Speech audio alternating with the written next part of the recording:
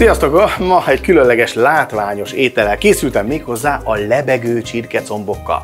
Ezek a csirkecombok ugyanis a fűszerezés követően a sütőben lebegni fognak. Ennek az a titka vagy a trükkje, hogy speciális módon fogom rögzíteni a rácshoz. Na de, ez egy pár mozdulattal később lesz bemutatva, először jöjjön a fűszerezés. Szükségünk van egy nagy keverőtárra, amiben először is olajat öntünk, 1,5-2 deciliterre van szükség. Igen. Mitől ilyen sárga ez az olaj? Tennétek fel a kérdést. Na most ebben már egyszer kisült a rántott hús. Tehát a sütőolaj, hogyha le van szűrve és el van téve, még pácolásra is alkalmas. Na, tehát bele az edénybe, aztán jönnek a fűszerek. Először egy jó evőkanálnyi füstölt borsot, egész borsot törtem össze ebben az edényben. Amit direkt nagyra hagytam, hogy ezekre a szemekre, majd ha ráharapunk sütés után, akkor nagyon jó érzés fogjon el mindenkit. Jó, egyszer jöhet hozzá egy zacskónyi, illetve fél zacskónyi görög sültek fűszerkeverék. Csak azért is, mert hogy a görög sültek fűszerkeveréket nem csak a görög sültekhez lehet használni, hanem egy ilyen nagyon finom ropogós csirkecombhoz is. Jó, ebben egyébként számos fűszer van, úgy van összeválogatva, összerakva némi sóval, hogy tényleg nagyon jó áll a csirkének is. Majoranna, ez elengedhetetlen, ebből is bele kell küldeni legalább egy evőkanálnyi mennyiséget. Így. Az is, hogyha ráég a csirke bőrére, nagyon finom. Na, akkor a fűszerezés ennyi, csupán egy kis sót kíván még a dolog, ez legalább jó egy evőkanálnyi mennyiség. Hát, hogy átjárja azért az íz a csirkecombokat. Ha szeretnétek egy picit csípőzni, akkor kétfajta megoldás van hozzá. Egy ilyen kis füstös, szintén fűszeres csili, amiből elég 5-6 tekerés, illetve még egy kis zöld csili szószom, ami jalapeno paprikából van. Na, ebből is jött hozzá egy evőkanálnyi mennyiség. Így.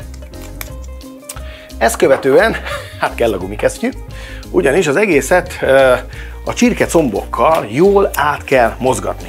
Tehát ebbe a jacuzziba bele fogom helyezni a csirkecombokat, és jól átforgatom, átízesítem őket. Hát akkor jöjjön a művelet, kaptok alá egy kis zenét is.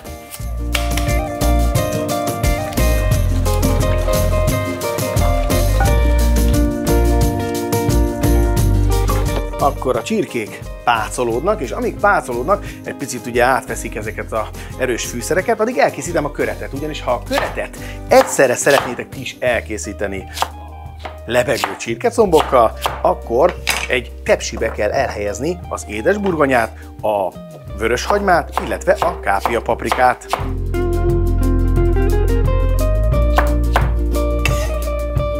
Akkor íme itt vannak az előkészített köretek, tehát 400 g édesburgonya, 200 g vöröshagyma és 2 darab kápiapaprika. Ezek alul kapnak majd helyet a lebegő csirkecombok alatt. Na, jöjjenek a lebegő csirkecombok. Hogy fognak lebegni nektek otthon? Hát itt a trükk, gyerekek, egy ilyen rács. Hát gondolom sütőrácsa mindenkinek van otthon, szépen beteszitek így, és akkor elkezditek fölaggatni a csirkéket. A lényeg, hogy ugye a combnak van egy ilyen vastagabb, bütykös része, ezt fogod, és a hosszanti irányban becsúsztatod, majd elfordítod, és akkor már nem fog leesni. Hoppá! Íme a lebegő csirkecomb trükk! Természetesen az így lebegő csirkecombok még azért is lesznek jobbak, mert szebben rá tudnak sülni a fűszerek, és jobban átjárja a meleg levegő a sütőben. Úgyhogy most fölszúrom az összeset.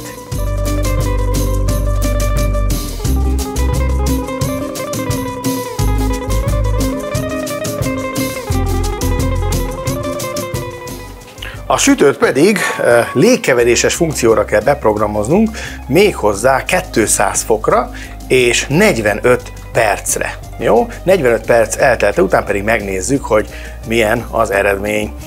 Akkor először jöjjön alulra a köret, és a tetejében jönnek a lebegő csirkecombok. Úgy kell természetesen behelyezni, hogy lebegjenek. Azaz egy jó pár centivel a zöldségek fölé. Ha ez így megvan, kezdődhet is a sütés.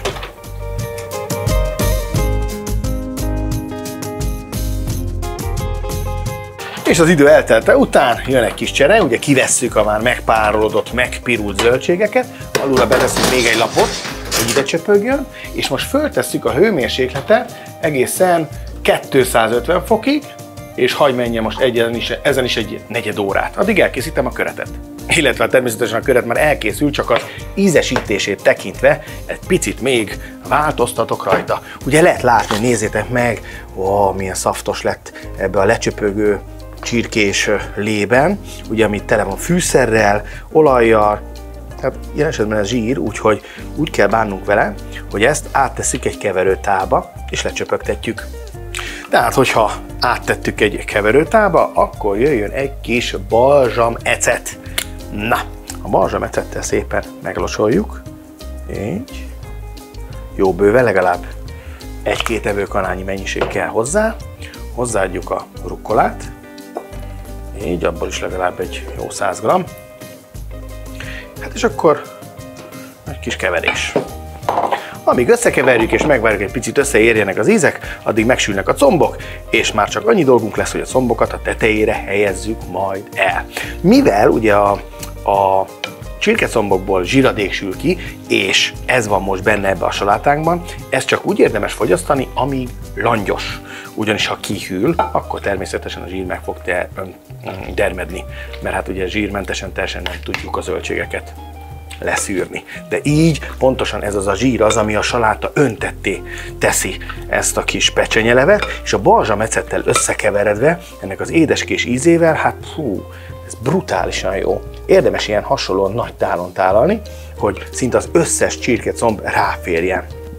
És ez egy olyan látványos, ám látjátok, hogy egyszerűen és gyorsan elkészíthető kaja, ami tuti, hogy sikert arat, bármikor is fogjátok elkészíteni. A rukkola meg így a meleg hatására egy kicsit összeesik, és krémesebbé teszi az édesburgonyát, illetve a hagymát. Nagyon jó már az illata is. És akkor jöjjenek a combok. És el is készült, íme itt vannak a lebegő, de most már ropogós lebegő csirkecombok, úgyhogy jöhet a tálalás. Hogyan vesszük ki őket? Hát természetesen arra a tepsire tesszük vissza, ami ugye a zöldségek voltak, ott van a rengeteg jó íz és szaft, megfogjátok, nehogy megfogjátok, nagyon forró, és egyesével csak így ki kell nyomni, bele kell nyomni a csirkéket. Úgyhogy el kell fordítani. Nyilván ezt így tegyétek meg kesztyűbe, mert az én kezem egy kicsit hőállóbb szerintem, mint a tietek. A lényeg, hogy az hip-hop megvan. És hát, hoppá, így kicsit még beleforgatjátok. Így mozogtok. Nagyon jó. És akkor jöhet, hogy a tálas természetesen körbe kell rakni, mint egy ilyen kis ringlispilt. Így. Tadám! Na hát, így néz ki ez a darts tábla, amikor teledobálják csirkecombokkal.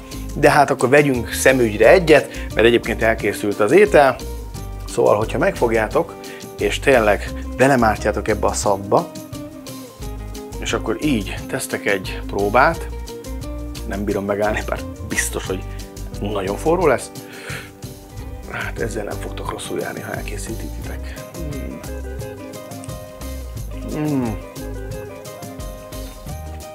Ezt tudja, amit kell. Ropogós, szaftos. Próbáljátok ki.